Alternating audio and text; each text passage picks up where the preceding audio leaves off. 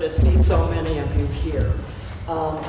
I love this particular project. I'm a bird lover from way back. My dad was a birder. But a little personal story.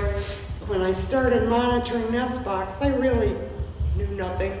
I knew what a robin's nest looked like. So I have learned a lot, and this is a good way to learn a lot and share what you know, share what you see. So this project, the nest box monitoring here at Little River, it's part of a bigger thing called Nest Watch, a nationwide project. Little River Wetlands Program mission. This is a project that really lives its mission. Its mission to restore and protect the Little River wetlands. It also, as part of their mission, is a mission to educate people and to provide stewardship of the wetlands. So this program, it's a national program, Nest Watch. And they have a website, nestwatch.org, with tons of information. I encourage you to go there. It's a year-round project. They monitor nests of all kinds, nests on the ground, nests in trees, nests in boxes.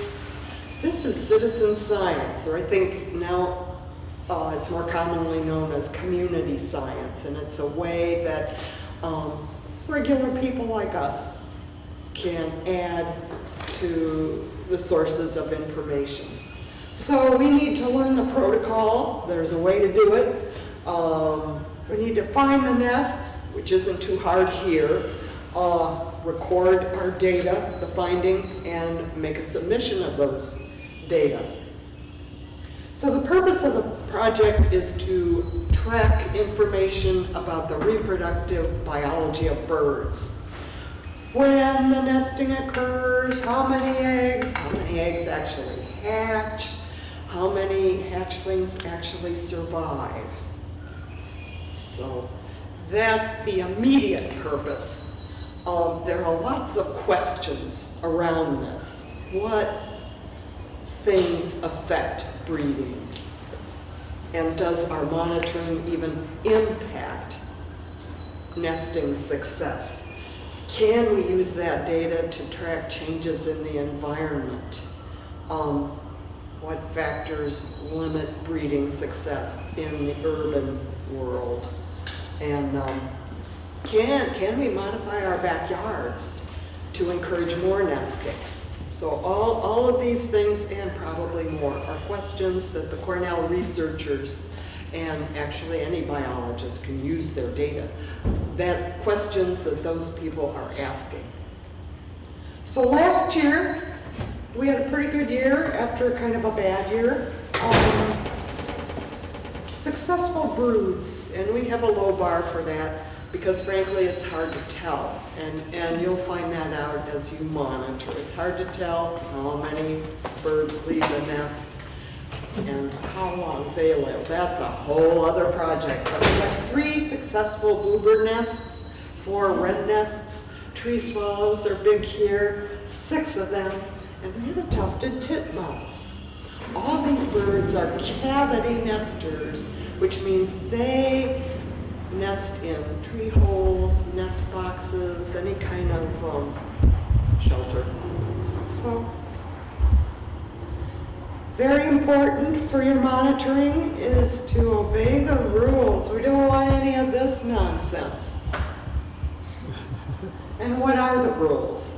Well, the rules, first, do no harm.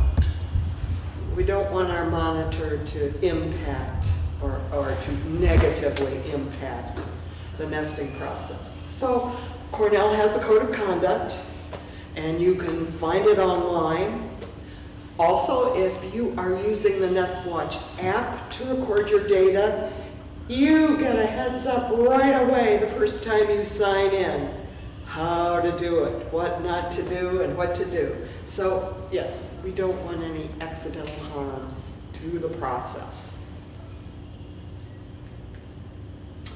So a few other things in the code of conduct. You'll learn about the nesting cycle of birds. And notice it doesn't say you have to know it before you start. You will learn it as you go. You need to plan and prepare a little bit to go out and monitor. Appropriate times, be careful approaching a nest box, and minimize disturbance to the nest. Minimize. So don't leave a dead-end trail. Sometimes you've got a picture about that. That might be hard to understand. Private land, respect that, and understand a little bit about the Migratory Bird Treaty Act. So it sounds like a lot, but it's still common sense. And here, of course, our nest boxes, the boxes that we monitor, they're on Little River Wetland property. That's fine.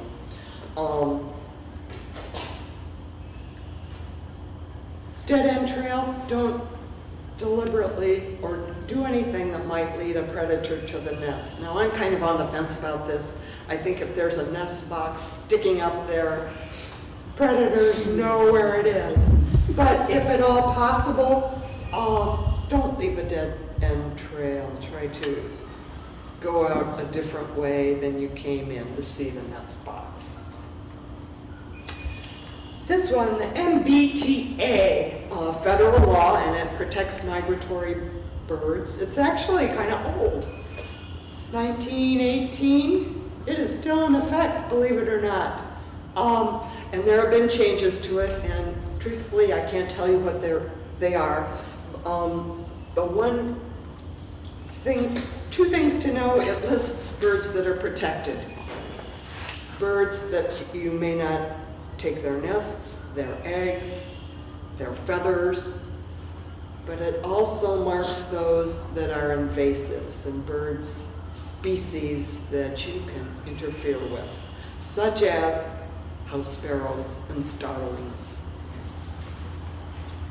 So, in the past, we have asked people to take this quiz. You have to go to nestwatch.org if you're going to be a volunteer,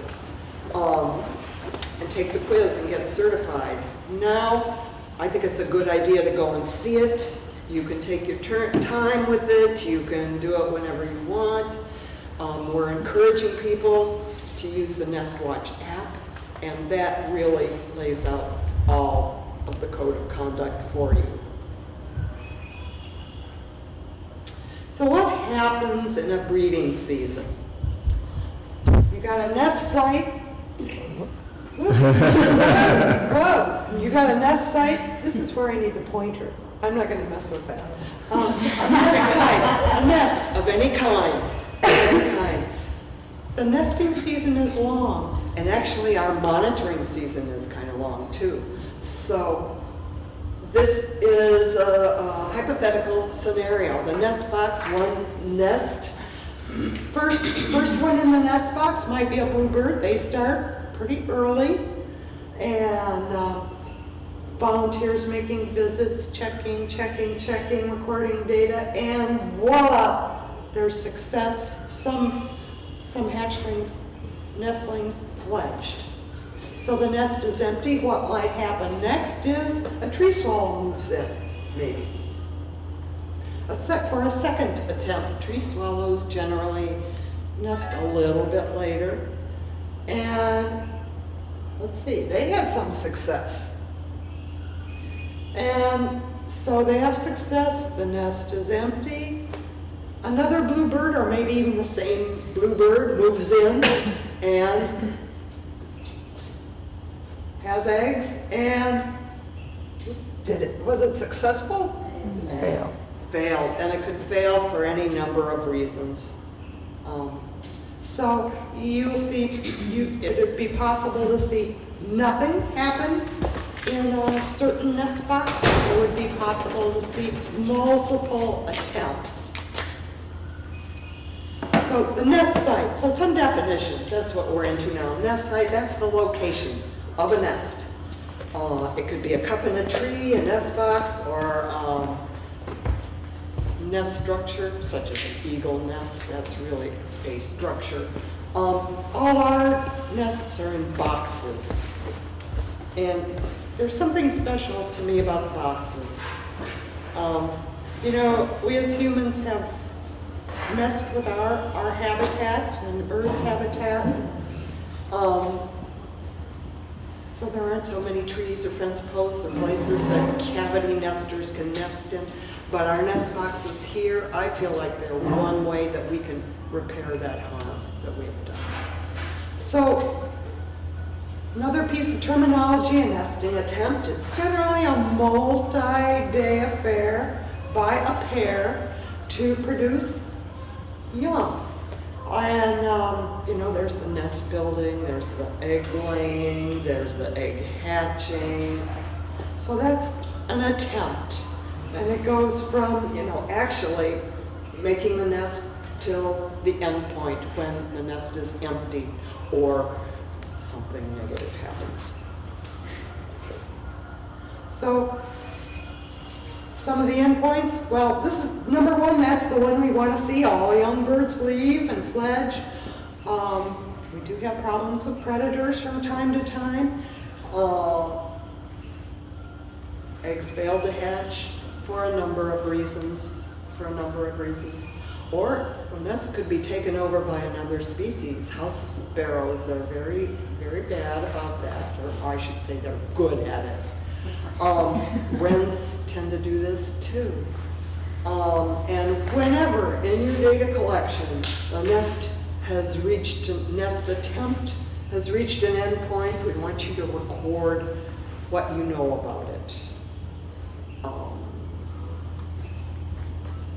A visit. That's when you, the volunteer, that's when we go out and look at a nest site. Nest watch says every 3 to 4 days. I think that's more true if it's in your backyard or something like that. We're going out once a week. A volunteer will go out once a week, and many of our trails are shared, so you might be going out every 2 weeks, something like that. Record your data. That's one of the reasons we're doing this. Record your data. We're asking you to use your phone, app on your phone called Nest Watch app, and I have found it very easy to use. And it has helped me, what should I say, be consistent in my data entry and not leave things out. So consistency, that's really good. Now, there are a few people who have been doing this for years that are still doing paper, or if for some reason you don't have a smartphone, can't get the app, we can accommodate with a paper form. The paper form is, I think, involves a little bit more. You have to know the codes, you have to have a cheat sheet with the codes on it. And you have to scan it or send it to me some way so I can do the data entry. But if you use the app, it's easy. So the app is free. You can download it. App Store if you've got an iPhone, Google Play Store if you're an Android user. And you can log in to see the nest boxes by number. You find the nest box that you are visiting and you follow the prompts. It's that easy. So that's what it looks like down there on the left-hand side, the Nest Watch app. And you open it and you're asked to sign in. We all use the same ID and password.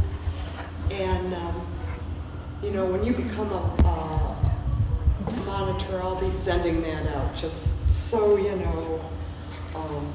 So sign in. So when you sign in the first time, this is your code of conduct review. And I didn't print out I didn't make screen prints of all this, but you'll get this, and it's perfectly normal. They do this before you're even led to a screen where you can pick your location. Our nest boxes are grouped by trail, so you can pick the trail you're assigned to. This particular screenshot is Eagle Marsh West. That's out by the Boy Scout office. And it pops up the boxes that are on that trail. So you don't have to wade through everyone's. We've got 34 nest boxes. You don't have to look at all that unless you want to, of course.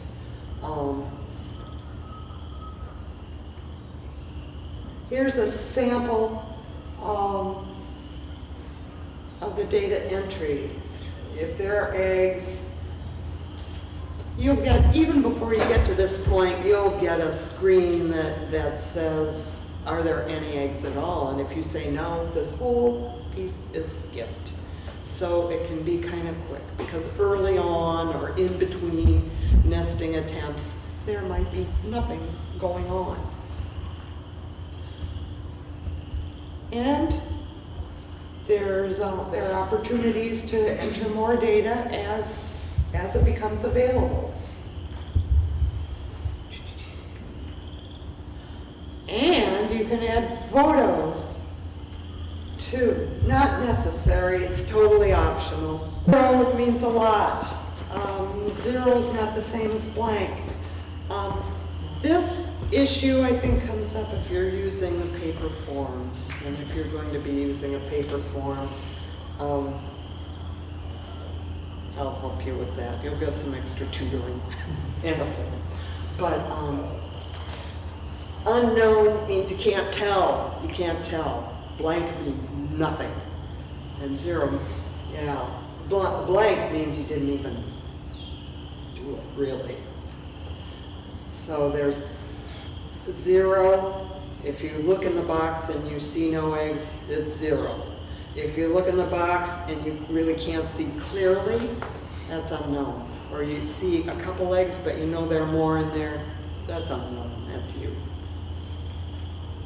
So when a nest attempt reaches the end point, when it's empty or the eggs are damaged, that app will give you a chance to summarize the data. You can make an estimate of when the first egg was laid. You can make an estimate of when it hatched, the first egg hatched. You can make an estimate of when birds left the nest. Nesting is a risky business. Child rearing, that's a risky business. I think our birds are even more vulnerable. Eggs can be viable for up to 2 weeks after they're laid. So if a parent bird abandons the nest for whatever reason, that happens if the parent bird is killed. So if you see eggs and you and your fellow monitor haven't noticed any action, we'll let it go for a month before cleaning it out. Predation. Lots of things like to eat those little eggs, snakes and raccoons and I don't know what else, Mitch? And there are other birds that just will damage the eggs so that they can take over the nest. So those are the hazards. Invasives. It's important to know what a house sparrow nest looks like, and it looks trashy. It's trashy. They have speckled eggs. It would not be uncommon to find, candy wrappers or any kind of garbage in the nest.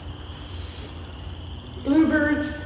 There are some people that only want to see bluebirds. I like all the birds, any nesting bird. So the bluebird nests are very, very neat.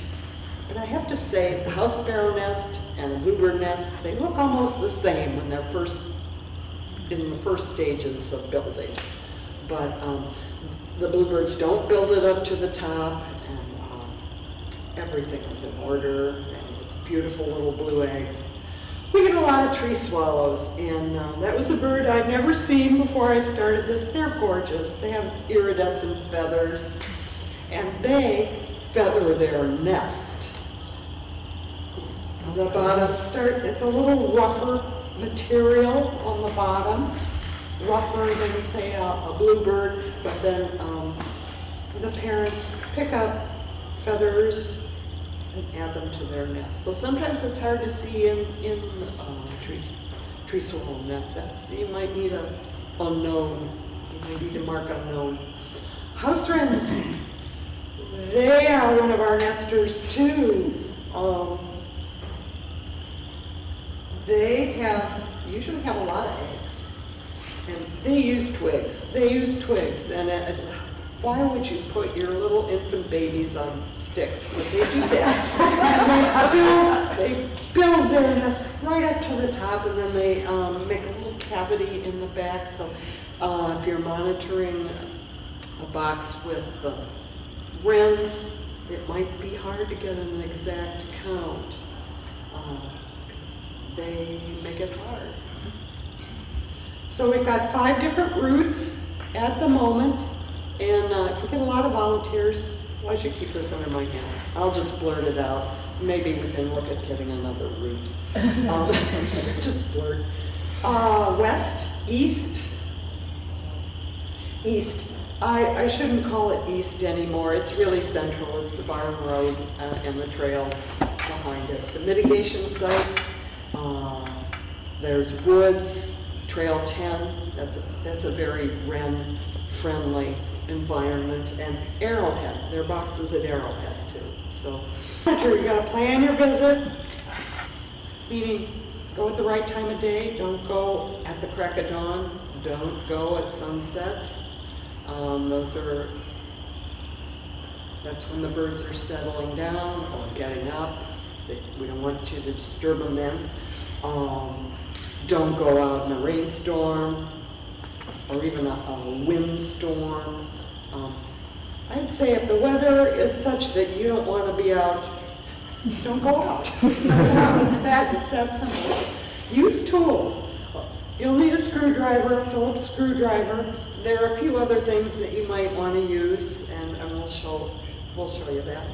Open the nest, make your observation.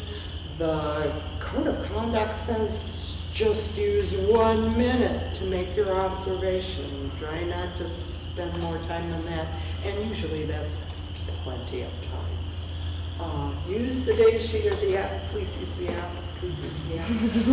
If you do become a monitor, we've got a special chat group on an app called GroupMe, and that's very helpful. People communicate with me and say, hey, this nest box is just hanging by a wire, or people send a picture and say, is this a sparrow nest? Can I clean it out? If it's a house sparrow nest, yes, you can clean it out. Or a mouse nest, or I get reports, wasps in a nest. Yeah. So participating in GroupMe is really, it's really good and it's really important. And you can see what everybody else is doing. I mean, if we get enough people posting on it, not just your trail partner. Tools. Phillips screwdriver, cell phone.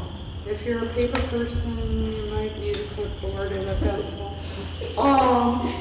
That mirror there, it's a mechanic's inspection mirror, and some people find it helpful for actually getting in there. I have tried many times to use one, and I have not been successful, but the Little River Wetlands Project has a few that you can check out if you want to try it.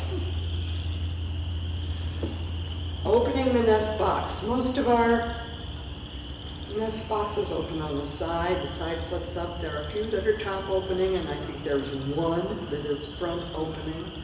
So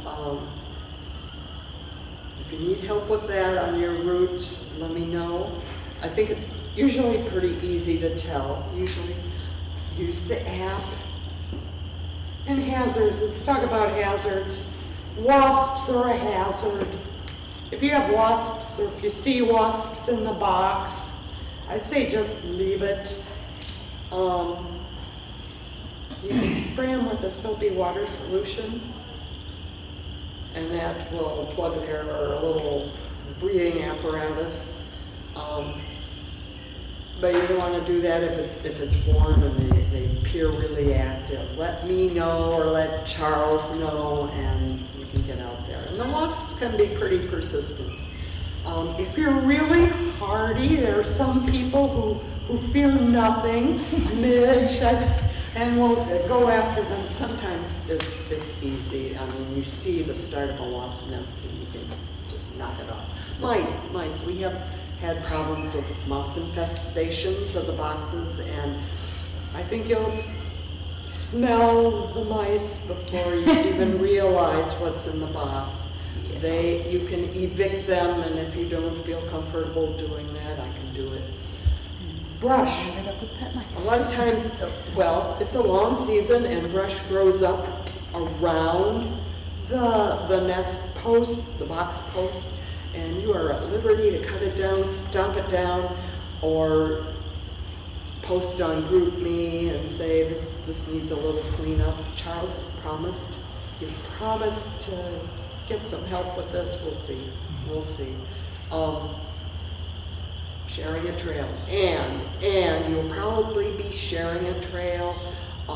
Share with your partner how to communicate with them about when you're going, when you plan to go, etc. What you're doing is actually phenology, timing of key life events, and what could be more key than starting a family, bird family. So it's a very, very important work that we're doing here, and your data are very important. So, Nest Watch has a lot of information for identification. It can show you pictures of nests. iNaturalist, is anyone familiar with iNaturalist? Some people. It's also a free app. You can take a picture of something you have a question about, and it will pop up several proposals, what it might be. So I encourage you to use this app too. I'm getting app happy here. So volunteer with us. What's not to like? You get out in the fresh air, you make a contribution, and you help in a small way to repair some of the harms we've done to the environment. So, that's it. I'm amazed. Just loosen this a little bit. Okay, so here we go. It's always a good idea to stand clear of the opening in case it's inhabited and bird mother might be there. But anyhow, it's a nice empty box. So what I would do is record 0.